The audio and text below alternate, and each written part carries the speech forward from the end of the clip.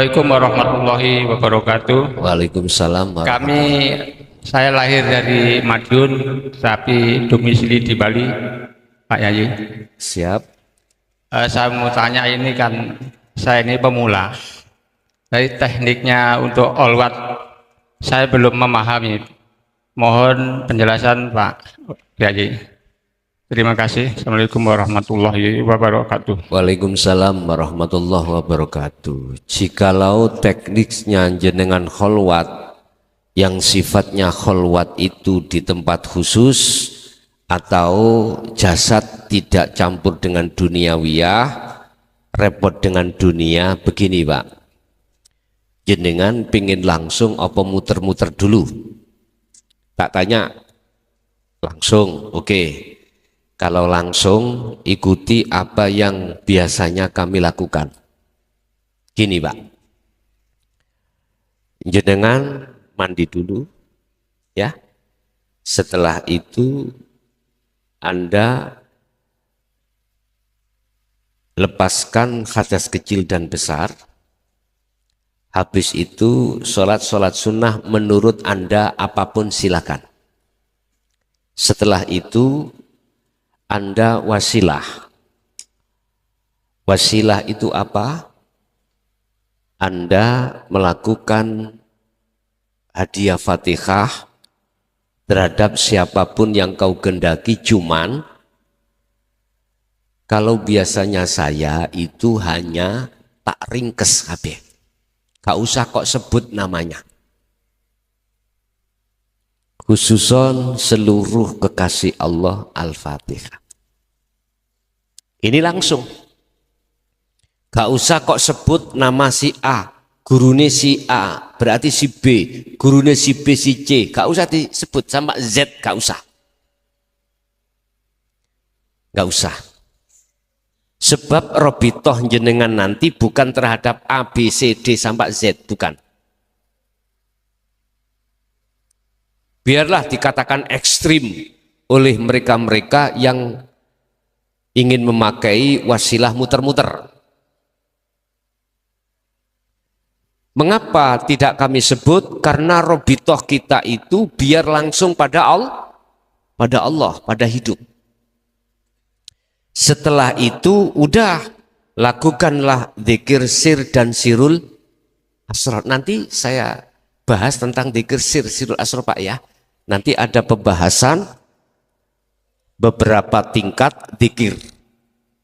Di antara beberapa tingkat dzikir, dzikir manakah yang bisa menghantarkan ruhaniyahmu untuk bisa bertemu terhadap Allah? Itu nanti kami bahas. Cuman sekarang secara ringkas saja, dzikir sir adalah dzikir yang diucapkan di dalam hati masih mengucap nama Allah. Ini biasanya dilakukan di dunia thariqah yang disebut dzikir ismudzat. Allahu, Allahu, Allah.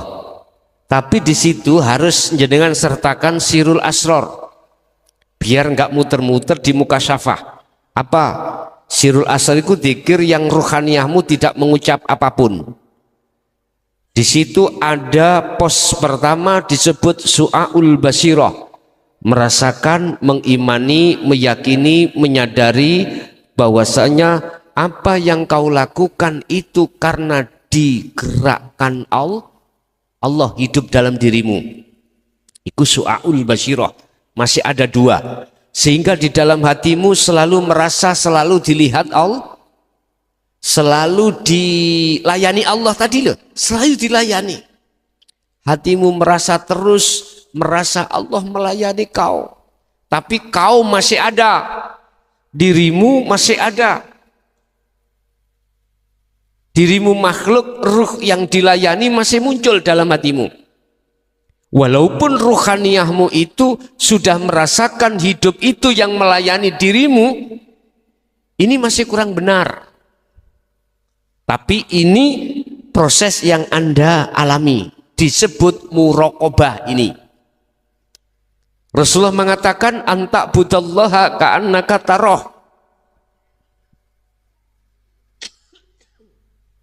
Dikatakan iman yang sudah ihsan, Anda sudah bisa merasakan kehadiran Allah pada dirimu.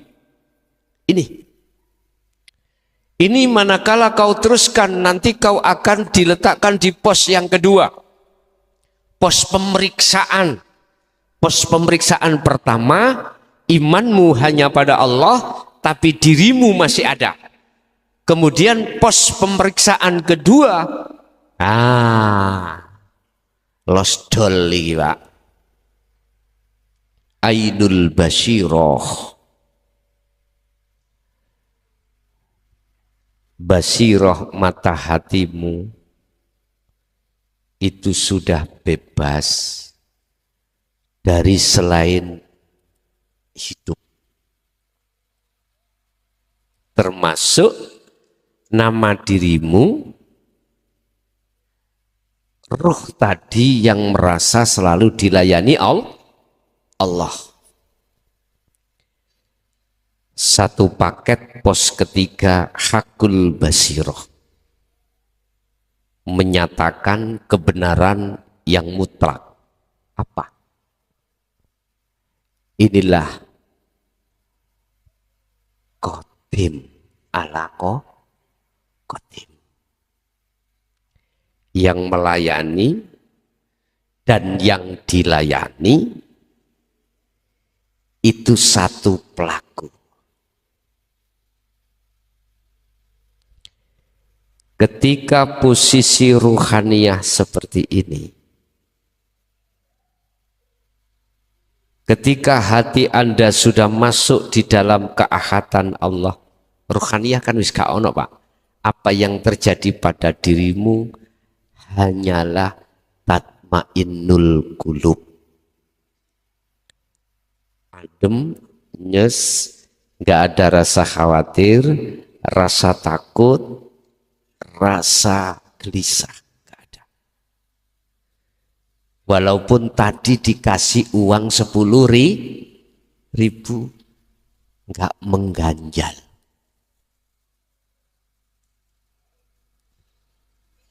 Allah dawuh dalam satu ayat, posisi yang seperti ini laksana ya ayyatuhan nafsul damai.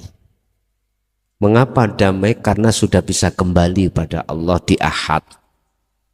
Akhirnya golongan yang seperti ini Allah taruh di dalam fadkhuli fi ibadi wadkhuli ya jannati, itu yang damai.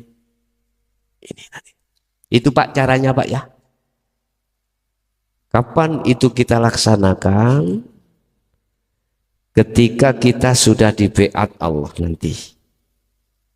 Nah sekarang kita latih nggak apa-apa, latih aja. Nanti pengukuhannya itu ketika saat sudah di baiat. Apa sih baiat? Menurut hakikat, mengukuhkan, menyambungkan talinya ruh pada Allah yang sudah keputus oleh nafsu mulai sejak akil balik sampai umur berapa tahun kita. Akhirnya kita sering lalai ruhaniyah kita pada Rob kita.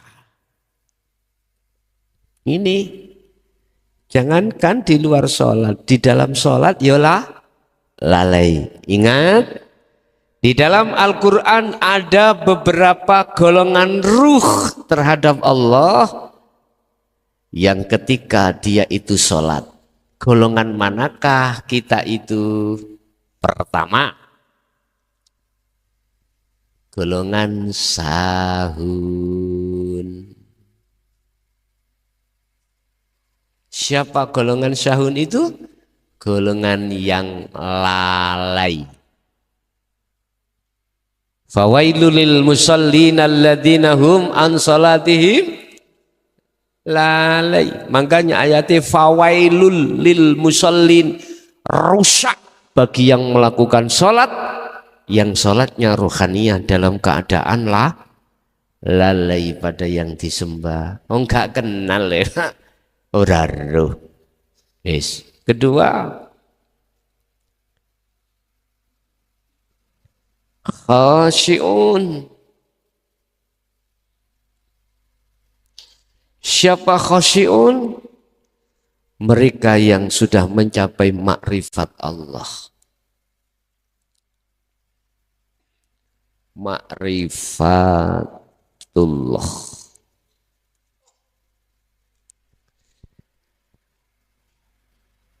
Qad aflahal mu'minuna alladzina hum fi salatihim khashi'un. Al-Mu'minun ayat 1 dan 2. Sungguh bahagia, sungguh damai, sungguh bejo, beruntung bagi orang yang beriman tatkala menjalankan sholat itu dalam keadaan rohaniahnya itu makrifat Allah. Kadang guru sak rakaat makrifati, nanti yang 3 rakaat lali. Ada yang sampai 3 rakaat makrifat hatinya, yang sak rakaat iku lalai. Ada golongan seperti itu. Nah, selanjutnya Allah katakan yang nomor 3 adalah hafidun. Terjaga. Terjaga. Terjaga ini berarti umpama petang rokaat, sing sak rokaat lali, sing 3 rokaat ingat. Umpama 24 jam, dia itu 23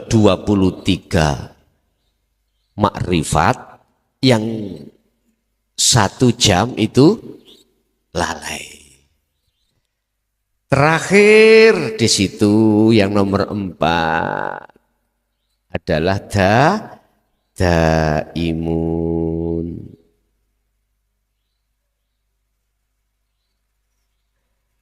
Inilah yang disebut sholat daim, langgeng 24 jam.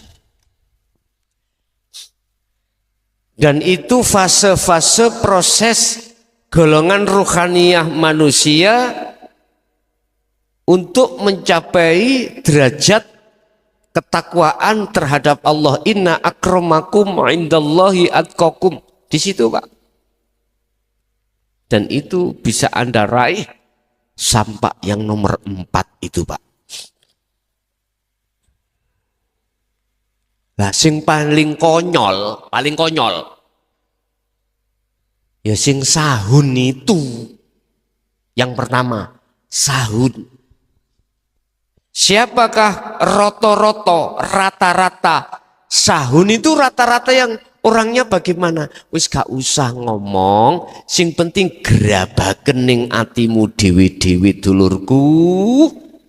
Ngalimo kaya apa ilmu dohirmu, manakala masih menolak ilmu batin, yaitu ilmu tasawuf, ilmu dinul haq, masih tetap kita itu kan ruhaniyah digolongkan yang pertama. Sadarkah kau? Ataukah masih kuat keilmuan dohirmu, akhirnya menentang kebenaran yang tidak bisa kau tolak? Terserah Anda. Pun Pak, ya jadi ku carane kholwat, nek langsung seperti itu, nek gak langsung ya wasilah mulai A, B, C, D, C sampai Z, bahlah 3 jam tok wasilah. Monggo, sak kersa jenengan. Sak kersa jenengan. Sesuka jenengan pilih yang mana.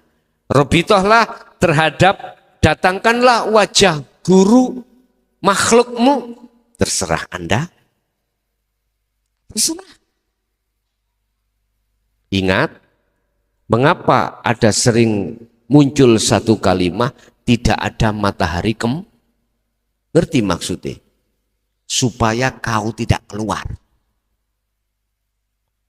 Takut kehilangan wis terus terang aja ya. Coba kalau sudah duduk di Sirul Asror, nggak seperti itu. Silahkan matahari 10 malah tambah benter. Enak toh? Enak, nggak apa-apa. Silakan mataharimu lebih dari 1, silakan.